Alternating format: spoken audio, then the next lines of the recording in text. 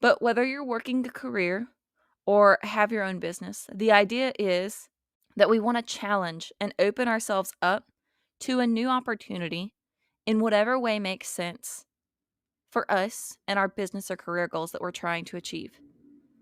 It's a great way to reconnect with our career or business goals or to realign them if we discover something new.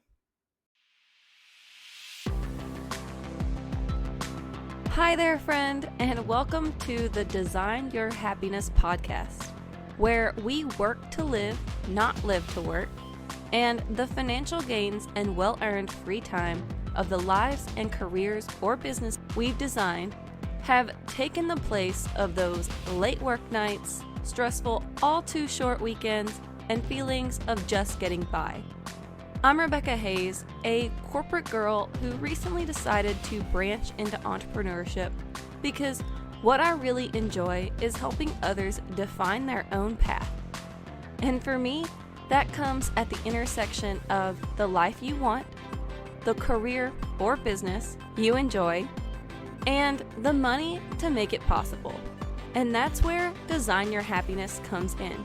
So let's work together to reclaim your finances, reimagine your life and career or business, and redesign your happiness so you have the confidence, energy, and concrete strategies to build the life of your dreams. Are you in? All right, so today we're going to be talking about how to get engaged in your work to boost your career or business goals. And to do that, we're going to talk about what engaged means when it comes to your work, some minimum requirements, if you will, to get engaged in your work, and then we'll get into some specific examples and ways to pique your engagement in your work. So let's go ahead and dive in. First things first, engaged when it comes to your work can bring up a couple of different definitions, like maybe to establish a meaningful connection with or to attract your interest in your work. And I know it may sound a little weird to think of engagement in such a literal, definitional way, but since it's so important to how we perceive and feel about our work, I like to think of engagement or being engaged in our work as simply the desire to do your work well. In my experience, there's something to be said for actually liking or enjoying the work you're doing. Now, you don't have to absolutely love it. It doesn't have to be the thing you're the most passionate about, but you have to find it enjoyable in order to really get engaged in it. It's really not enough just to be good at something, right? Plenty of us have examples of things that we're good at it, but, sooner or later, we just don't like doing it anymore, right? Being good at it may be part of the reason that you enjoy it, but it's definitely not the only reason. There has to be something else there, in my experience. So it's good to start here as a sort of baseline for your engagement. Do you like or enjoy on some level the work you're doing currently? Maybe take a step back and ask the same question about the industry or the niche that you're in. More broadly, how do you feel about the area you're working in, the impact you're making, the people you're working with, and just sort of get a sense of how you actually feel about it. Do you think you're currently engaged in the work you're doing? And if you genuinely don't like what you're doing, the job or even the industry or niche, then it may be time to look for something different before you start trying to up your engagement, because you may find that that's a uphill battle. And if you really don't know or aren't quite sure if you do or don't enjoy what you're currently doing, or maybe you don't know what you would enjoy doing instead, perfect timing, am I right? So, the first thing that you can do, and like I said, this works for really anybody, even if you're still exploring, is simply to try new things. And I know that that's kind of a catch all, but I like to start off with it because for some of us, that sparks an initial idea. There's something that we've been wanting to try, and we have either been putting it off because we don't have the time or because we've been telling ourselves it doesn't matter, that we need to focus on other things, something maybe that's quote unquote more important or more beneficial. And so, for those of you who something just popped into your mind where you were like, I have been wanting to try something in some area, related or unrelated to what you're doing currently, here's your sign or your permission or whatever it is you're looking for to go out there and try that thing in whatever capacity makes sense for you. This could go in so many different directions. It could be expanding your network, meeting new people, taking note of the type of, people or work or topics or areas that you enjoy talking about or working in. Even hobbies and things could be clues into what might make the most sense for you, what you might be more engaged or inspired or desire to do next. If you're kind of searching and trying to figure out what your minimum requirements for getting engaged at work are, is to take some time to unplug and recharge. You will never be engaged in anything for very long if it's all you're doing or thinking about, right? If it occupies all of your brain space, all of your time and energy, you're going to burn out really quickly. Often equates to how long you work or hours worked. But that's not always true. Working less around the clock can actually give us a fresh perspective, an opportunity to learn something in a different area, or see how an opportunity or an idea could be transferable to something new. And we can't do that if we're always doing the same thing, always stressed, always working in the same areas, doing the same things that we've always done. A lot of people don't like networking. It gets a really bad reputation. And, sometimes those stuffy old ideas about networking are just boring. It can feel really forced. Small talk is awkward. And I mean, we could all probably give a reason why we don't enjoy networking. But the fact is that careers and businesses are built on relationships. And no, I'm not talking about the romantic kind.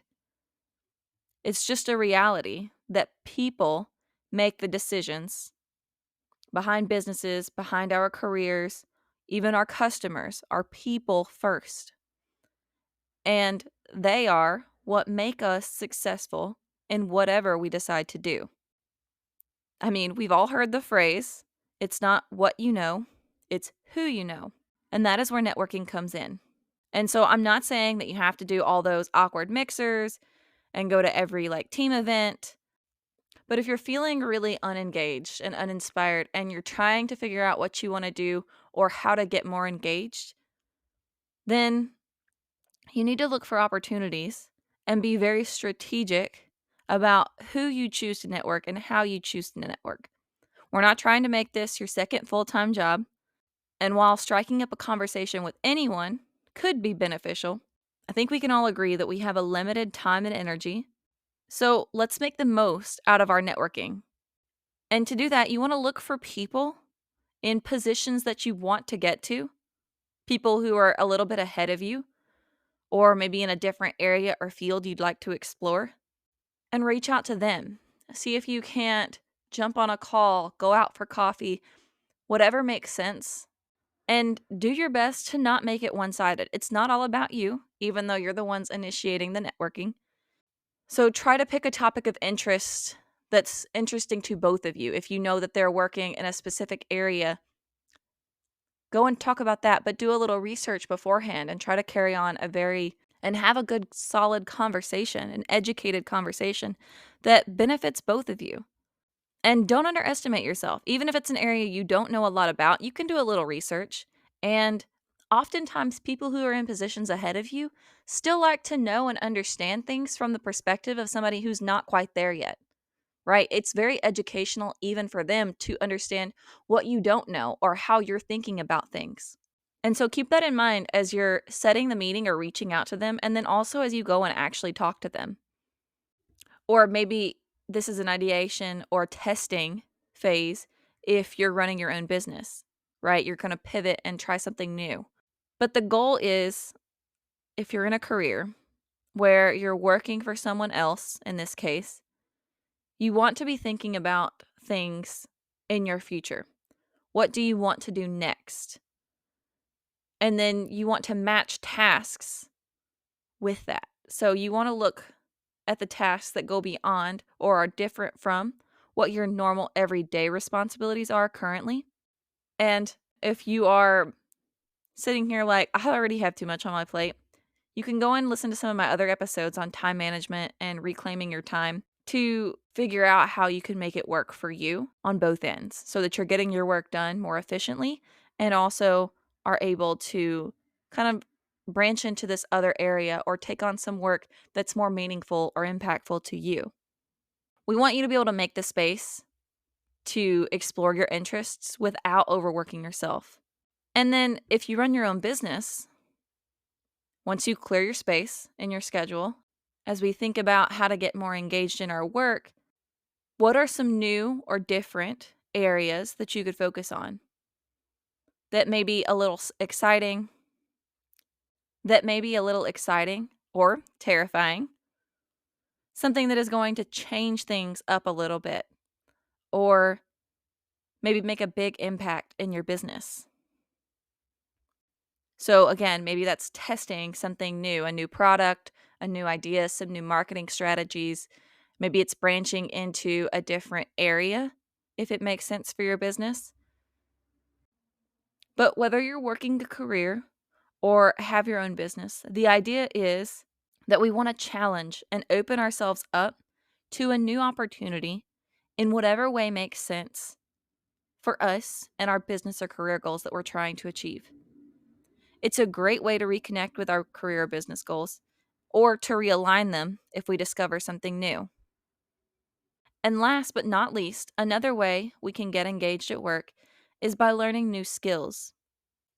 Now, some of us have continuing development or learning or education, whatever you want to call it, built into our career paths. But whether we do, or even if we don't, we want to make the most of it. So, whether that's online training, something more interactive, maybe having a mentor, whatever's going to make the most sense for what phase you're in and the career or business goals you're trying to achieve. But we want to be very specific and strategic about the goals and skills we're trying to better. Okay? Because again, we have limited time and energy. And so we want to pick the skills that are going to help us level up, that are going to help us in the future on the path that we want to be on. We don't want to waste our time learning all of these different skills and all of these different areas that we're never really going to use. And this can be a common problem if your training or development is built into your career path because it's a checkbox for you, right? You know that you have to do it. And so sometimes because we know that we have to do it, we don't take the same pride in the opportunity to pursue these skills and to make them align with what it is that we actually want to accomplish. And so as we go forward and start learning, we want to keep in mind the specific purpose of upgrading our skills and our knowledge in the area that we want to pursue that's in line with our business or career goals.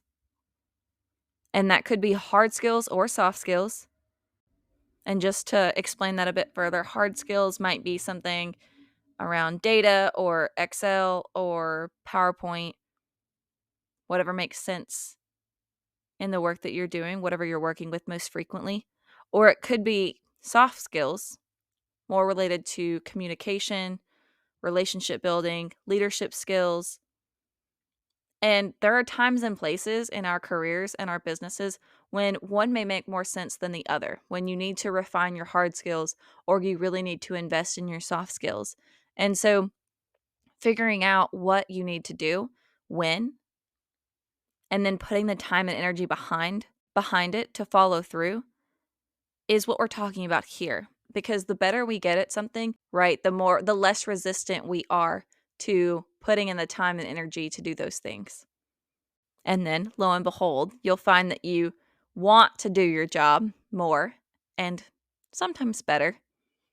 And that is what we call engagement, remember?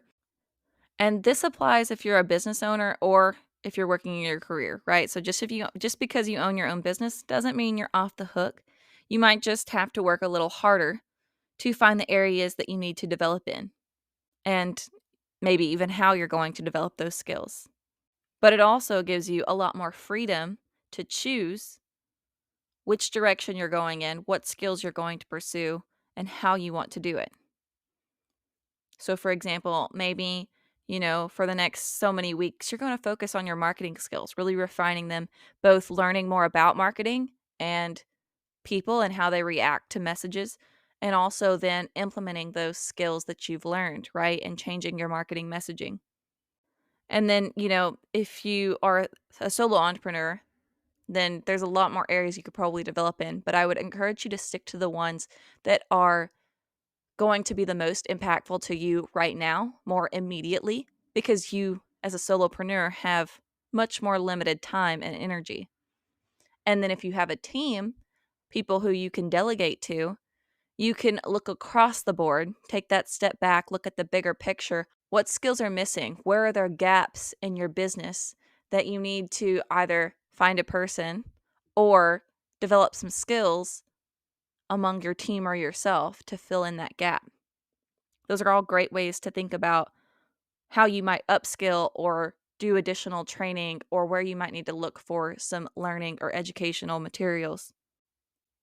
So, we're all trying to achieve our goals, career or business, but there's a lot of choice that's left up to you and what you want to pursue.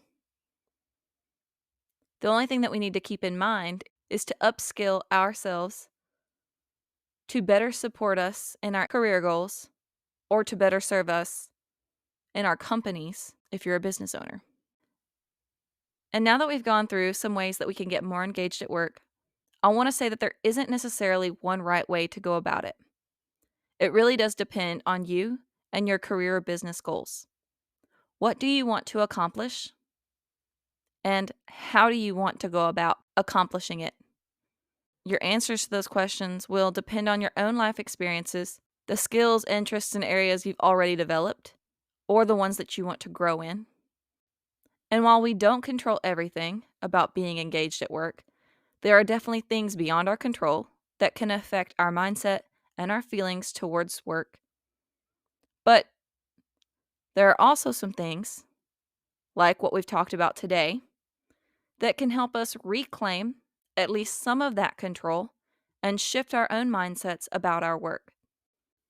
And if you know me by now, you know that I am all about living in the spaces where we can change our own fates, our own lives, our own careers, our own businesses to better suit ourselves. And I'm all too happy to let go of the things that, well, let's be honest, we can't quite control. So, I hope this helps you out as you start thinking about how to get more engaged at work, whether that's in your career or with your own business. And of course, as always, feel free to reach out to me with any questions or if you just want to get connected. I'm always happy to have a chat with someone who is interested in talking to a like minded, ambitious person. So feel free to reach out, send an email, and I'll leave that below. And I think that's it for today. So I hope you take some time to figure out what you could try to help you at least explore, if not start to spark that interest and get you more engaged in the work that you're doing. All right. Until next time, keep designing your happiness. Hey there, friend. We've made it to the end of another Design Your Happiness episode. And if you're loving what you're hearing and you know someone else who would benefit from hearing it too, please share this episode with them. I can't tell you how much it would mean to me to support even more ambitious, aspiring entrepreneurs like yourself. So send them a text or a quick email with the link, and let's help even more people build the lives and businesses they've been dreaming about. All right, I'll see you next time. Until then, keep designing your happiness.